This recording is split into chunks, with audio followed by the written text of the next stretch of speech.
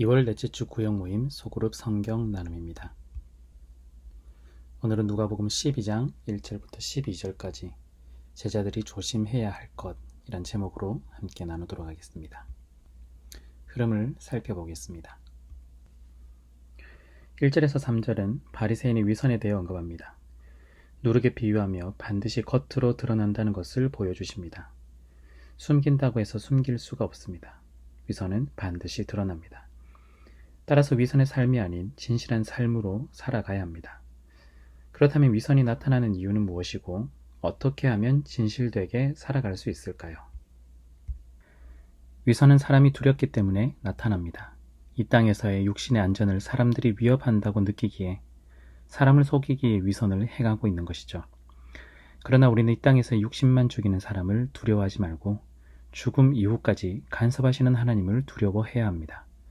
하나님을 두려워하는 사람은 위선이 아닌 진실한 삶을 살아갈 수 있습니다.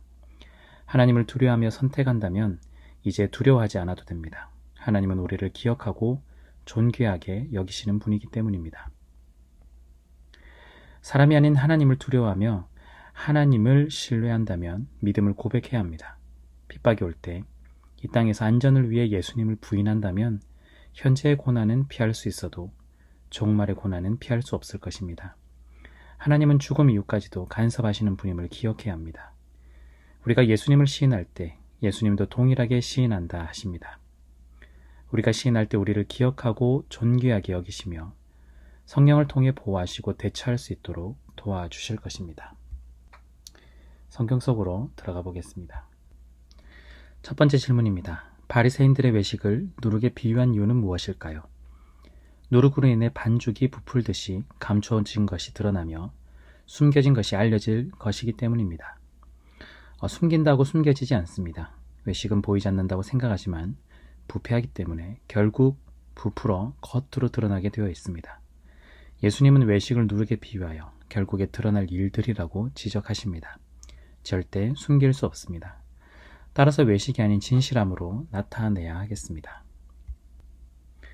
두 번째 질문입니다. 사람이 아닌 하나님을 두려워해야 하는 이유가 무엇일까요? 정답은 하나님은 죽음 이후의 권세를 가지시고 또한 우리를 잊지 않으시며 존귀하게 여겨주시기 때문입니다. 외식하는 이유는 사람이 두렵기 때문입니다. 진짜 두려워해야 할 대상은 내 육신의 안전을 위협하는 것들이 아닌 영혼의 모든 것을 간섭하시는 하나님이어야 합니다. 하나님은 오히려 신뢰하는 이들을 잊지 않으시고 존귀하게 여겨주시며 모든 것을 보호해 주십니다. 세 번째 질문입니다. 예수님을 시인할 때 주어지는 복은 무엇일까요? 예수님도 우리를 두고 믿는 자라 시인할 것이고 또한 어려움을 대처할 수 있도록 성령을 통해 우리를 가르치실 것입니다. 세상보다 하나님을 더 두려워하고 신뢰한다면 두려움 없이 예수님을 시인할 수 있습니다. 예수님을 시인할 때 예수님도 우리를 시인하십니다. 어려운 상황이 처했을 때 성령님을 통해 우리를 보호하시며 또한 대처하도록 도울 것입니다.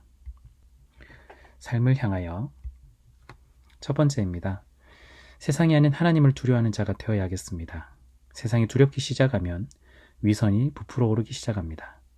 하나님을 두려워하는 자는 위선이란 누룩을 제거하고 진실되고 순전하게 삶을 살아갈 수 있습니다.